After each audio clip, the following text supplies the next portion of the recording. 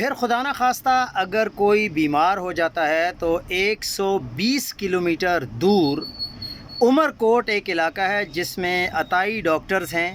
اور وہ بھی پھر صحیح مریض کی چمڑی ادھیڑتے ہیں اور اتنے پیسے مانگتے ہیں کہ ہم جیسے غریب لوگ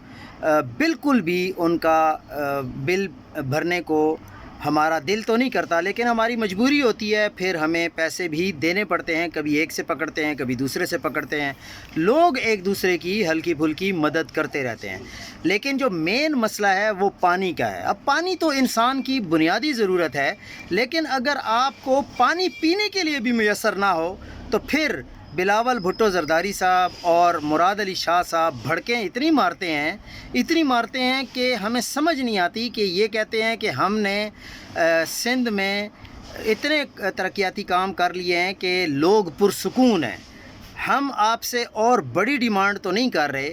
ہسپتال اگر آپ کا دل چاہے اور آپ کے پاس وسائل ہوں تو آپ بنا دیں، لیکن کم از کم پانی کا بندوبست تو کر دیں۔ یہ لوگ انتہائی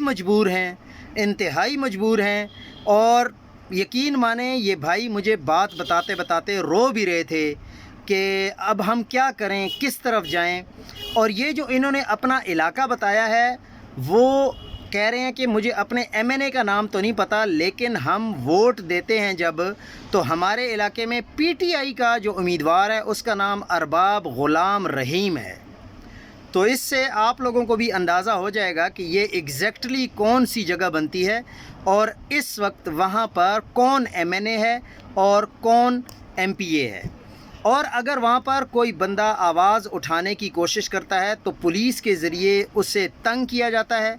پولیس کے ذریعے وہاں پہ چوریاں کروائی جاتے ہیں، اور اگر کوئی زیادہ آواز اٹھائے تو اسے وہاں پر ہے۔ اور سندھ میں تو یہ صحافیوں کا کام تھوڑا زیادہ ہی ہے، تو اس لیے پیارے بھائیوں آپ لوگوں سے درخواست ہے کہ آپ لوگ آواز اٹھائیں تاکہ ان لوگوں کے لیے کم از کم پانی کا بندوبست تو ہو سکے۔